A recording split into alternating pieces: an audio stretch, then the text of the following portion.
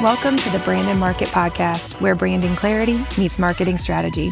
I'm your host, Allie Haney, founder of Brand and Market, a boutique agency dedicated to helping small businesses craft intentional brands and effective marketing plans. Each week, I share practical tips and insights to help you, especially those of you in real estate-related industries, build a standout brand to attract your brand's biggest fans. Let's dive in.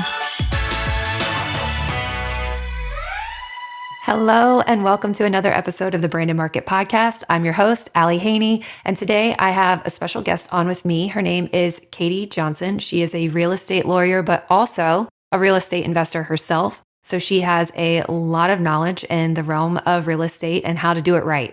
So without further ado, I would love to introduce Katie Johnson to you, let her tell you a little bit about herself, how she got into real estate law, and a little bit about her real estate portfolio thus far.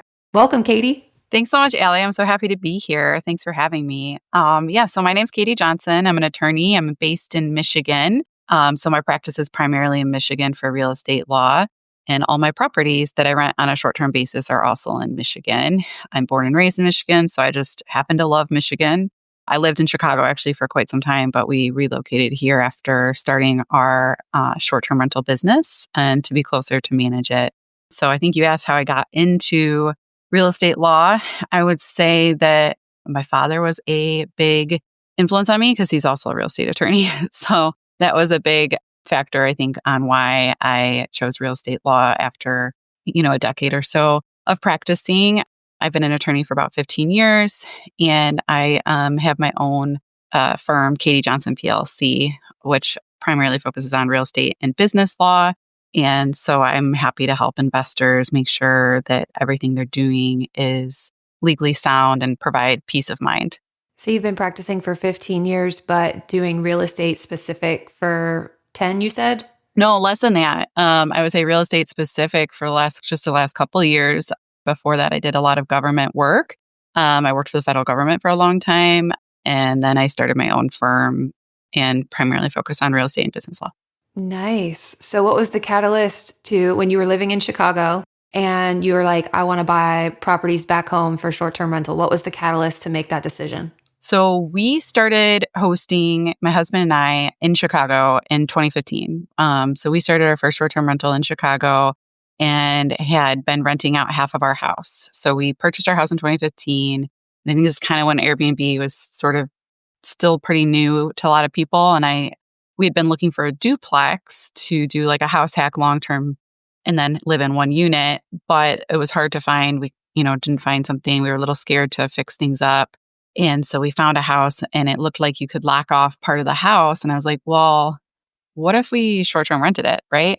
And so we started short-term renting half of our house, and that went really well, like better than we, ever could have anticipated. And from that point on, I was like, we got to buy something like whole house and just do this. I think this works as a concept. And so then when we were in Chicago, we wanted to be able to visit Michigan and visit our families. And so we purchased our first house pretty close to family and started doing that in 21. Very cool. So when you purchased that first house close to family, did you do like market analysis, or was it purely because you just wanted to have a place to visit when you stayed? We definitely did some market analysis, but it was primarily, I guess, like it was both to have a visit when we stayed and as an investment, kind of like a combo. And my husband's stepmom was sick at the time, so we needed a place to stay that was separate as well. And then, we launched it and it was going so well, we decided to buy another one as well. Cause you get a little taste and you're like, wow, this is going really well. Let's keep going. It's a little addicting, right? Yes. So your dad, he was in real estate law as well. I actually read that on your website. So I was planning on asking you about that too. Does he do the same type of real estate law? Because I know there's a lot of niches and nuances within real estate law. So was he like, you were following in his footsteps totally into his niche? Or was he like, what? I never even knew this was a niche. Well, I mean, I'd say I'm pretty niche down on short-term rental law, right? Like a lot of my clients are short-term rental owners. So he's not really into that niche as much, but zoning is definitely his niche. And so zoning comes up as huge for short-term rental owners. If you're not aware of that, you should be. But zoning is a big thing that is important for short-term rental owners to be aware of and that sort of thing, and the land use. And so he does a lot of that. And then he does bigger, complex commercial deals. So like huge multifamily He's developed like Whole Foods and different like big deals like that. So he's more commercial based. Do you guys collaborate a lot, or is it mostly you guys kind of stay in your own lanes? Well, I started with him. So yeah, we collaborate for sure. And then, he's a great mentor and guider on when I have questions or something like that. When I'm like, hey, I haven't run into this before. What do you think? Or, hey, like, look at this new case that came out. I will send it to him or he'll send me, so it's nice to be able to talk shop with each other.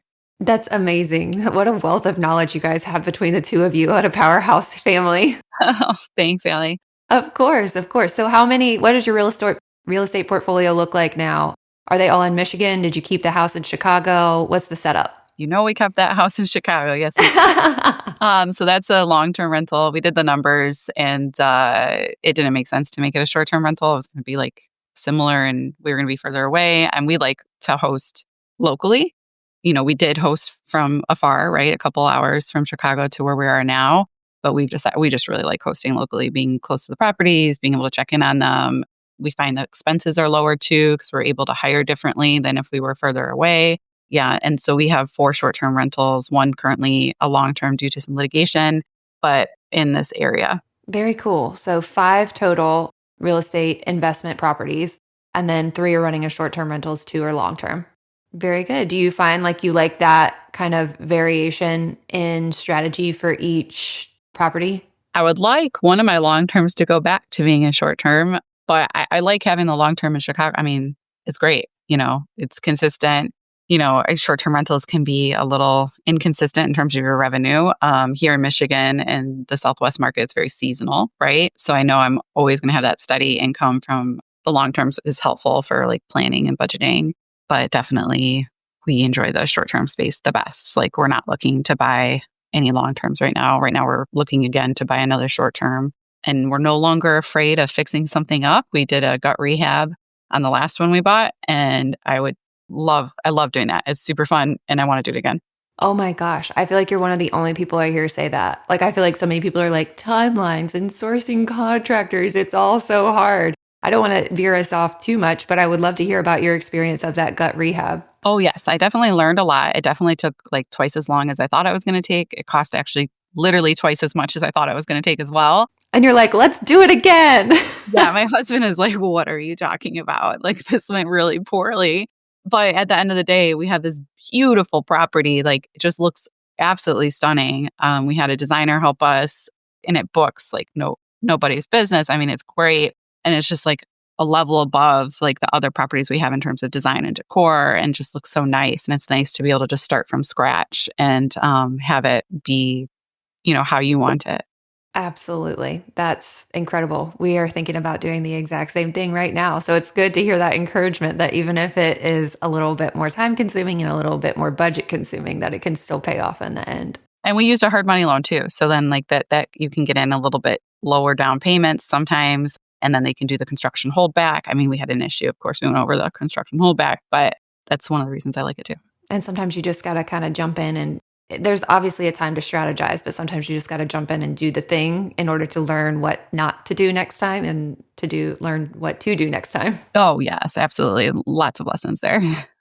Okay, so I actually heard you speak on Natalie Palmer's No Vacancy podcast, and you opened her eyes to a little bit of liability that she might have been exposing herself to. I don't want to spoil that too much. You guys should go listen to that episode as well. She was talking more about like LLC structure and how when you are in the acquisitions process of potentially how you can be making sure that your liability is only as far as that one property and not being able to go after all of your properties if something were to happen on the one.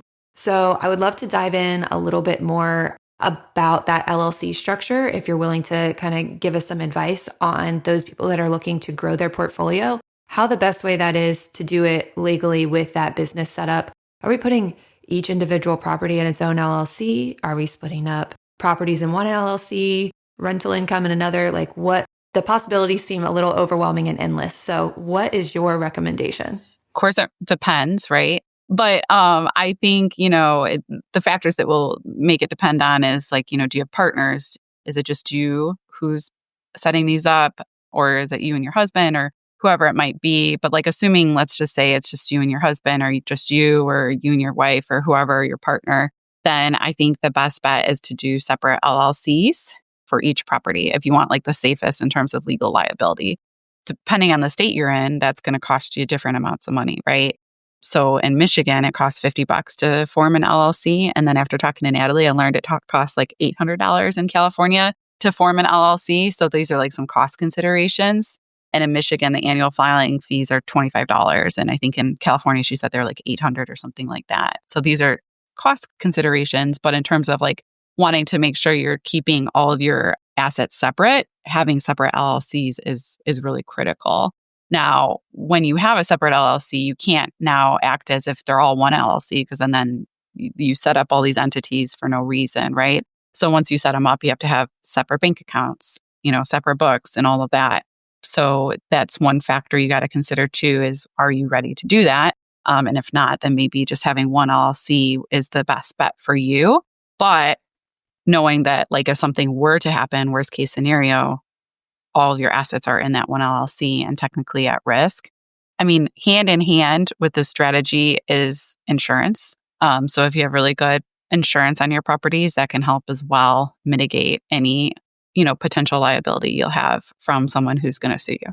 Yeah, we are currently like right this week when I get off of this podcast call with you, I'm going to be talking to a lender about getting a loan to potentially put an offer in on a house in Virginia as well. And we're going through like everything that you just mentioned. Like, do we need to hurry up and set up an LLC to be able to make the LLC like the offer in the LLC's name? Is that like what I should be doing right now? Oh, well, I mean, you could talk to your lender, of course, but what you can do is for example, I just refinanced that property that we did the gut rehab on, and my lender wanted us to have it in our personal names when we did the mortgage part.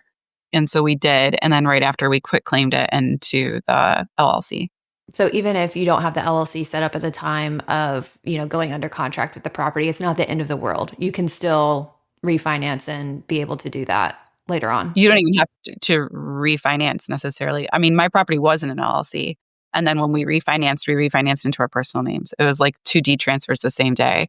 And so then we transferred right back to the LLC. Oh, okay. Got it. Yeah. Sometimes my head starts to swim when I'm like transfer and trying to mentally like follow where the the mortgage is. Yes. As long as tell your lender what you're doing, make sure it's not going to violate their terms. But typically it's not because it's the same people and you're still personal guarantee on the loan and all of that.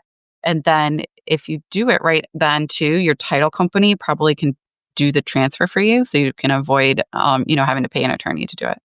In terms of having an LLC for the property or the purchase of the property itself, should there be a second LLC that collects the rental income to like remove the liability even more, or is that just too much? It's really up to you how you want to structure it. Let's say you have like four or 5 properties. You could have the 4 or 5 LLCs, and then you could have like a management LLC, but you got to have it all set up separately. It's just going to require a little bit more bookkeeping. I would consult with your CPA too and make sure that they like your structure. I mean, that's how we do it. We have like a management company set up, and that is the main LLC. The rest are kind of like pass through, I think, is how we do have it all set up. But then we still have them all separate entities. Gotcha. Okay. This might be I'm thinking out loud, so this might be a question that you don't know the answer to, but should the management company be paying rent to the LLC that owns the property so that there's still some sort of income on that LLC and it's not running at a loss forever? Yeah, it makes sense what you're saying. You could do it that way. You could have, you'd want to have like some sort of contract potentially between these 2 LLCs to make it like very, not like that they're all actually one LLC, right? Because there's a risk of you have these all set up, but you're acting like they're all one, then and there's no point to this legal structure. But yeah, you definitely could do that. Have like either have them pay rent or have it be like sort of a traditional co-host management fee, 20% or something of your proceeds. Yeah, that makes sense. I was just trying to think of how maybe it would make sense mostly for like tax purposes too. So I was just like I said, just stream of consciousness thinking out loud. Oh yeah, our tax person has us do it as a management fee. So everyone consult your CPA. Bottom line. Yes. I'm not, it's, a little dangerous in tax, but definitely not a CPA. So I know that you work mostly in Michigan, but if you have properties in multiple states, you're still saying like, for example, I live in North Carolina and I might be purchasing a property in Virginia. I should be still setting up an LLC in Virginia for that Virginia property. Probably. I mean, if you set it up in North Carolina, what you'll end up having to do most likely is still file something with the state of Virginia that says that my LLC from North Carolina is operating in your state, and you're probably going to be paying more. Oh, okay. So whichever property, or excuse me, whichever state that property is in that you're purchasing, you create an LLC in that state. I mean, that's how I would do it. But like other people could recommend different things. Like some people like to do the I think it's Wyoming LLCs for anonymity, to be anonymous. Oh, okay. But I mean, people are going to figure out who you are, you're hosting. Come on now. Right. So unless I guess if you have a property manager, it might make it a little bit different or more difficult. But then if you set it up in another state, like I said, you're going to end up having more fees because you will have to pay both states something. What is the Wyoming? Tell me more about that. I'm pretty sure it's the state of Wyoming where when you set up the LLC for your property, it doesn't show who owns it. Like it's hard to figure out the ownership as much. Oh, okay. Is there specific benefits to that? Just you don't want people to know? Privacy. Like maybe if you're, Okay. I don't know, someone who really needs privacy. Gotcha. If you're a celebrity, you need like NDAs. Just kidding. That's what I'm thinking. Like, you're right. Like, I don't know, like who that might apply to. But yeah. But I still feel like people figure it out. You know what I Yeah, mean? for sure. People are savvy. I had no idea about the Wyoming anonymity, but that's interesting. Are there some like common mistakes that you see short-term rental owners make as they're acquiring new properties when they set up their business structure? I'm trying to think of common mistakes. Not transferring, setting up an LLC and then not transferring your property into the LLC just because you have an LLC set up. But if your property's not in that LLC, it's not going to protect that property. And it's still owned by the owner personal self, like that entity of me, Allie Haney, versus whatever the LLC's name is. Right. And I think we should back up because I don't think we explained like the purpose of setting up these LLCs, but the purpose is so that your personal assets are not at stake if you're in the unfortunate situation of being sued by someone for some sort of accident or death or something at your property, like worst case scenario, right? So that would be like, let's say you have it in your personal name and you don't have your property in LLC. Now, let's say worst case scenario, you have a pool and someone drowned in your pool. Now they sue you and not only is that property up for grabs and anything, assets with that, it's all your personal assets, which could include, your personal home and your bank accounts and your 401ks and all of that because you did not have it legally set up properly. Correct me if I'm wrong, but that's the importance too of making sure that the bank accounts are completely separate and you're not kind of like being fluid throughout them because they're like, okay, I don't know, you're paying this business expense out of your personal account or this personal expense out of your business account, and all these pieces of money, wherever they're coming from, are still touching each other. There's no way to identify which one is actually going to which business or personal account.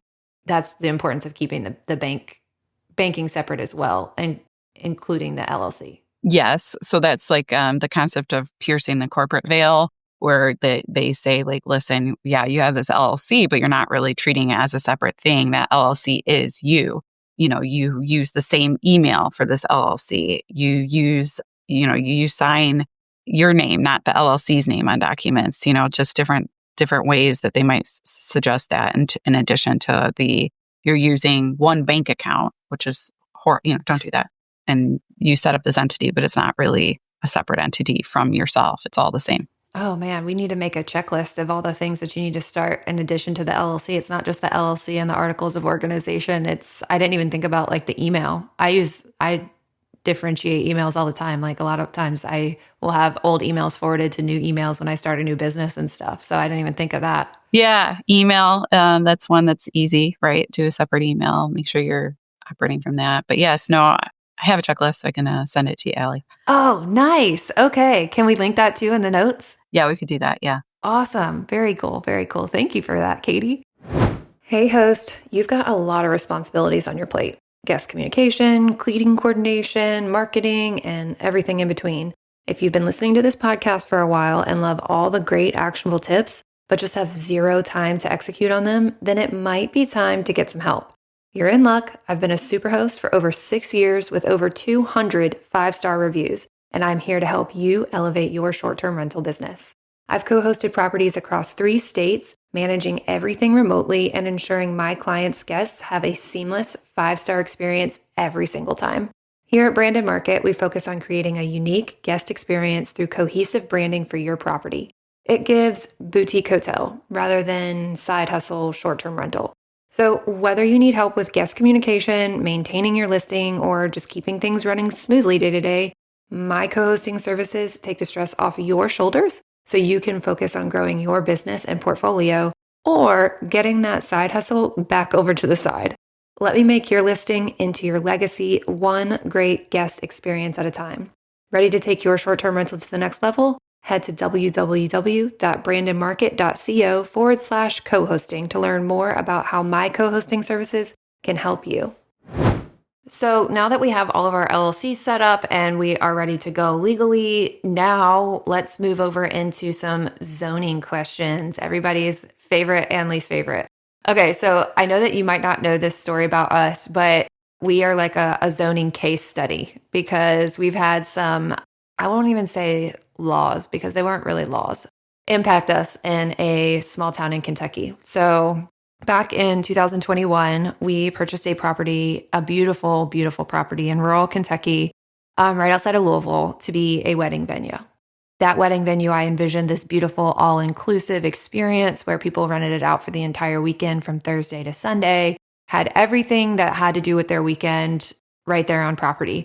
Think welcome party, rehearsal dinner, ceremony, getting ready, reception, day after brunch, like the whole shebang, right? This just going to be over the top event. So we purchased this property. We contacted zoning. They told us that before we even put the offer in on the property. And they told us that they didn't anticipate any issues because there was another similar property, a similar wedding venue in the county.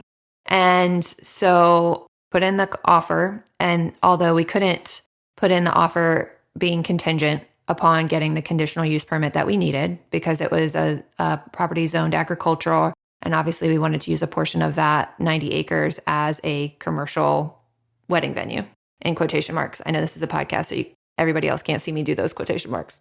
We closed on the property and immediately I wanted to hit the ground running. So I knew already that we had to go in for the conditional use permit. And I knew that all of our neighbors that were surrounding our 90 acres were going to be notified of that. So I wanted to go and introduce myself and say, hey, how you doing? This is our plan. Like, we're good people. We're not going to be negligent. Like, we're excited to pour into the community, blah, blah, blah. We got extreme backlash from the neighbors, ended up going into the longest zoning board of adjustments meeting in the history of the county. Although there were no actual laws against it and no zoning ordinances against it, we did everything by the book. They ended up issuing us a conditional use permit with 18 restrictions on it that were absolutely ridiculous and impacted our ability to be profitable. And ultimately, we ended up not doing that wedding venue. We were able to convert that into a short-term rental, but had to go into zoning board of adjustments again to get a different conditional use permit. I will say that heartbreak of the wedding venue not being able to come to fruition was just, it was hard to get over. And I think some parts of my heart are still getting over it, but it's been running successfully as a short-term rental or Airbnb for over 3 years now. We also had a real estate attorney that came and helped us throughout that initial wedding venue conditional use permit process. And it was not helpful at all. He was not helpful at all. But all of that to say, check the zoning laws, recheck the zoning laws, check the community in which you are investing, because although the zoning laws all may work out on paper, it doesn't always work out in reality. So I'm just curious as to what your reaction is to that story. Of course, I gave the Reader's Digest version because time is of the essence, but I'm sure you've seen some exceptional cases much like that one. I'm just curious what your reaction is to that. Well, I think if you're buying a property where it's every state's going to call it something different. It sounds like Kentucky's calling it conditional use. Here in Michigan, I think we usually call it special use. My initial reaction is I probably would have put it under contract with a long due diligence period and said that my offer was conditional on having a special use permit granted. Now, that might not have helped you here because it was technically granted with lots of conditions, right? But you can do that, right? If you're buying a property and you know it's not a permitted use as of right, because that's what it sounds like it was. The wedding venue was an okay use, but you had to have permission to do it. That's always going to be a more uphill battle than just something that's permitted as of right. So when you look at zoning laws, you can look at, I've got some actually right here I printed out. I was just looking at some, but you can look at, okay, what's permitted as of right? And then what is a special use? So permitted as of right is way better because that means you can just do it, right? You don't have to get permission. You can just do that use, no permission needed. And so in your case, you couldn't do the use without special permission.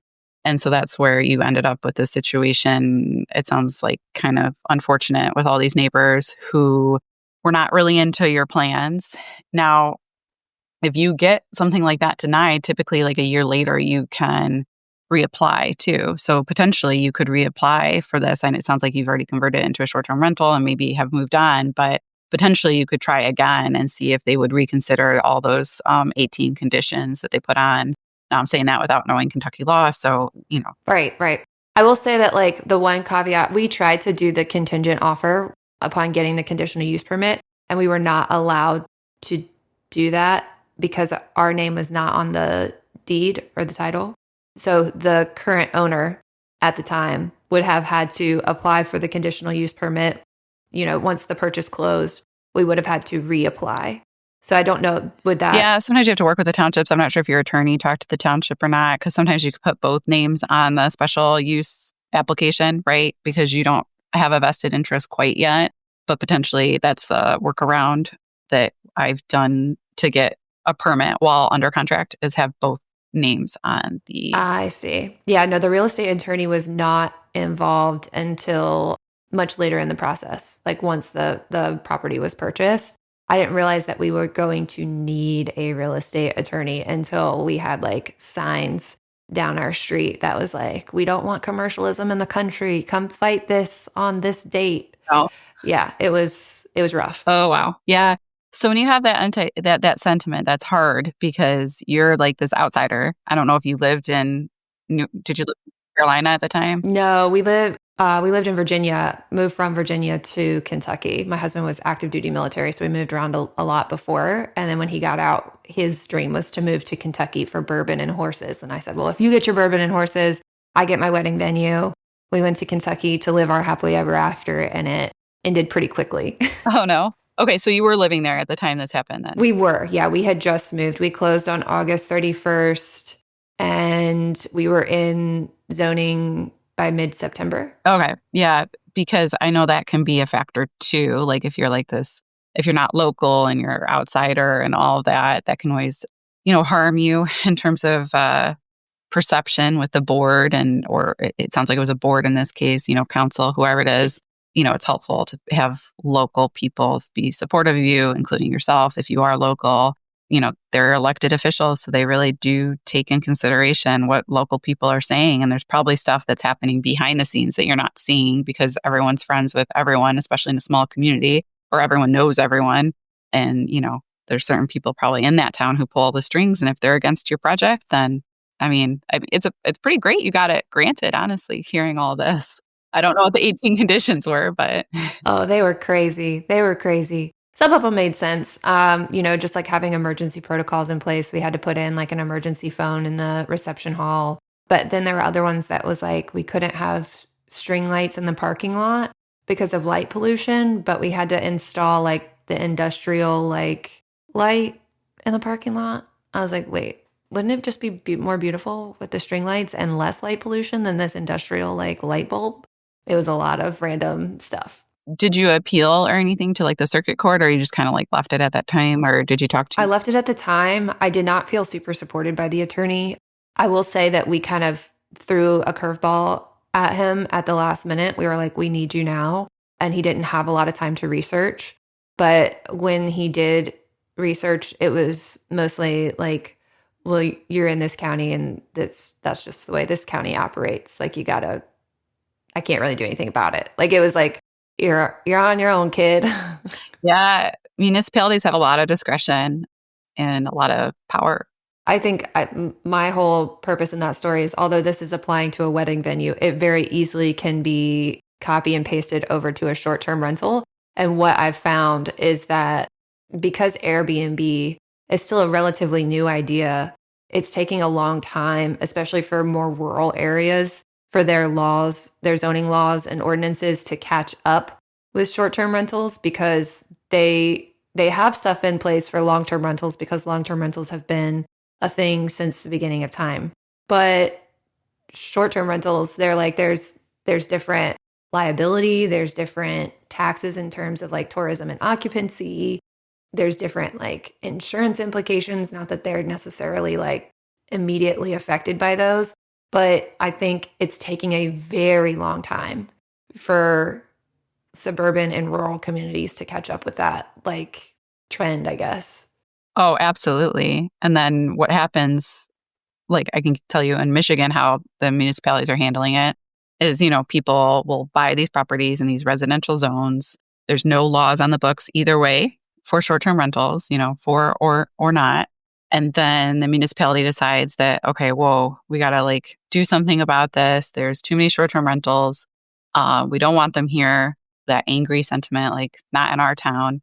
And so then they decide to say we don't allow short-term rentals at all. And they interpret their existing zoning regulations as not allowing them because they're in residential zones for the most part. I mean, it might be a different case if your property was in a commercial zone, but in the residential zones, they say, like, we look at the uses, like you're talking about, like what uses are as of right.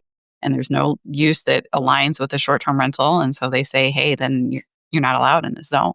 And that's happened in Michigan in a lot of different communities. And the courts here have upheld that and said that there won't be grandfathering. And so you're kind of out of luck, even if you've been owning it for 20 years in this residential zone, doing it, the courts in Michigan have not been favorable. Wow. And it almost feels like that's like their knee-jerk reaction is to say absolutely no short-term rentals, but they also don't necessarily take into account the tax dollars that are coming into the tourism side of the area that wouldn't have been there otherwise. And so I think that it's going to be a little bit more of like a pullback eventually once they see, because it's like a slow build of the short-term rentals, right? Like more and more properties are becoming short-term rentals, but because it's so gradual, you don't see the positive impacts that it could have on an area. But when you just put a complete stop to it, and then all of a sudden those positive impacts just completely drop off, I think eventually there's going to be a pullback on that no short-term rentals at all mandate. And I think that's what they've done in some, you probably know more about this than I do, but in some areas like Nashville, where they have said, okay, there's, we have, let's say 500 short-term rental permits that are available within this like radius. And I feel like that makes more sense because it controls it, but doesn't stifle it. Yeah, no, I think there's a happy medium. Of course, we don't want every single house to be a short-term rental. Certainly in some of these beach communities where they've been banned in Michigan, it makes sense to have some. They've been historically a vacation market. People have been coming here for like 100 years. And so I think that some sort of balance, like a cap, like, okay, 1 in 4, that's pretty high, but, or like, we have 25 permits total or something, some sort of cap. I like now investing in really highly regulated markets. So you kind of know what you're going into. And then since they're so highly regulated, there might be fewer rentals, fewer competition, and it allows you to get more bookings. So I do like those regulated markets as an investment choice. Yeah, it almost seems a little counterintuitive to go to the highly regulated market, but you're right. Like there's a cap on the competition that you can have, and there's no like outside person that's going to come in and just blow it out of the water with design and guest experience because you know exactly who your competition is. That's right. Yes. Yeah. And that's what we did on the last one. We went into a regulated market. They had a cap of 25, but we read the zoning ordinance and saw that, okay, the cap only applied to certain zones. And I found a zone a house was in that it did not apply to. And so we were able to put up a house. So it can be, you can use the zoning ordinances to help you in your investment journey. So when you're looking at those zoning ordinances, are there certain phrases or words that we can look out for to like either know whether it's like raising a red flag or giving us the green light? Yeah, I mean, so ideally you're going to go into a market that already has a specific zoning ordinance on short-term rentals, right? Because if it doesn't, then it's just going to be interpreting the existing zoning ordinances and determining whether they're allowed or not. Every state's going to vary. Some states even have favorable legislation, which says you cannot ban short-term rentals. So like, for example, I think Wisconsin has that. So overall, municipalities are not allowed to do it. So it's going to vary on the state. You got to look at like 3 layers of laws. You have to look at the statewide laws, see if there's anything that helps you there. And then you got to look at the county's laws, and then you got to look at the municipality's laws. So when you're looking at those, ideally, there's something that explicitly allows them, not like an interpretation that allows them, but like explicitly says short-term rentals are allowed. Here's what you have to do to register, that sort of thing. That's like the best market to be in. With that being said, that sounds overwhelming if you're like trying to look at like different properties in different states or even in the same state, but different counties or municipalities. Is that what you help with? Yes, absolutely. I can help people navigate those regulations, help people figure out properties, whether they're, legally able to be a short-term rental or not. And if not me, look for like a zoning attorney. They'll be able to help you navigate that. So a real estate attorney who specializes in zoning and land use, that will be someone who can help you with that. Yeah, it sounds like we needed you in Kentucky in 2021. Well, thank you, Allie. That's very nice. But, you never know. Maybe you'll have your wedding venue someday. It's a pipe dream of mine, too. Oh, well, if you need any advice on the operations side, I'm good at that. That's awesome. Well, awesome. Well, thank you so much for your time today, Katie. One of the final questions I always ask my guests is if you could give everyone listening one piece of advice to be the best in their brand and their market, what would that piece of advice be? Well, I think it would be to make sure you have an attorney on your side, okay? There you go. No, why not? No, I think especially as you're building, it's all about having the right team. So not necessarily just an attorney, but making sure you have like a trusted advisor in each way. You're going to want to have a trusted CPA, attorney, whoever else you need. Just like understanding that you can't do it all. You know what I mean? And so maybe having a trusted personal assistant too, whatever it needs to be for your brand to help you build and scale. I think having those trusted advisors can be very, very helpful. Especially when it's very tempting to DIY due to like budget constraints at the beginning. Like take it from me. I wish I had budgeted for that real estate attorney back then. Yeah, I think that's a mistake that some people make is just, thinking we're all DIYers, right? I feel like real estate attorneys are super DIY, but, just knowing that like sometimes DIY can cost you, right, in the long run. Absolutely. Katie, thank you so much for pouring all of this knowledge and time into the branded market audience. I would love for anyone that needs a real estate attorney, especially one in Michigan, to be able to keep in touch with you, to reach out to you. So can you tell us where to find you online? I would say the best way to find me is at my website, katiejohnsonplc.com. I also have Instagram at Katie the Reattorney. I don't really post that often. I don't go on there that often. So the best way to get in contact with me is through my website. There's a form you can submit, and there's also somewhere on there you can schedule an initial free consultation as well. So that's probably the best way to reach me. And on there is my email as well. Awesome. I will put the link to your website in the show notes as well as your Instagram. And that is how I got in touch with Katie, was through her contact form. She responded almost immediately, so I can attest to that. It does work. Also, she mentioned to me offline that there is potentially a checklist that you guys might be able to grab. I'm going to let you tell them about that too. Oh, yes. This would be an additional checklist. So I've got a couple checklists because we mentioned the LLC checklist. This one is on making sure that you are checking all the things you need to check legally before buying a short-term rental to make sure that you can legally operate. So it kind of goes over like, check with the county, check with the state, make sure there's no HOA, deed restrictions, just sort of like a checklist of things you might want to watch out for that you might not be thinking about. Because I know that's can also trip people up if they accidentally buy a property that has restrictions that they were not aware of beyond county and state. HOA, that's something. Gotta look out for those ones. They're sneaky with those bylaws. Yes. And deed restrictions, which is separate from HOAs. That's like when your property was developed, that they recorded something with the deed. And I know they exist in Kentucky too, that says, hey, you can only use this property in certain ways. Yes, they do. That's a story for another time, but I also know that firsthand as well.